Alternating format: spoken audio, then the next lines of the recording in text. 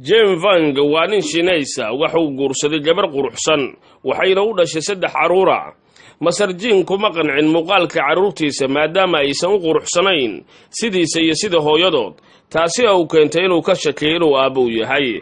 Si uu hubiyo inuu isagu dhalay ayuu cisbitaal geeyay waxaana la baaray tixda hidasidaha caruurtiisa DNA waxaana loo cadeeyay inuu isagu dhalay.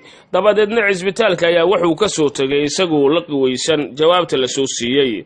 Markuu guriga yimid ayay xaaskiisu u sheegtay inay yaraanteedii aad u foolxumayd sida caruurteeda, laakiin ay isku samaysay qaliin isqurxina plastic surgery ayna ku bixisay lacag dhan $70,000 iyadoo arinkaasi ka qarisay maadaama ay aaminsan inuusan ogaan doonin ninkeeda.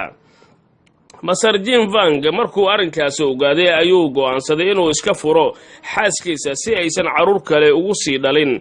Furin kaliya uguma sii harina wuxuu ka dacweeyay maxkamad isagoo ku eedeeyay inay khiyaantay, waxaana lagu ganaaxay $120,000 oo magdhawa in ay u celiso miskiinka ay sirtay. Masar Jin Vang qoraaga ayaa isweydiinaya su'aal ah bal ka waran uu leeyahay gabdhaheena iscadeeyay talow maxay dhali doonaan, bal la sii wadaag asxaabtaada kale si ay u dhageystaan.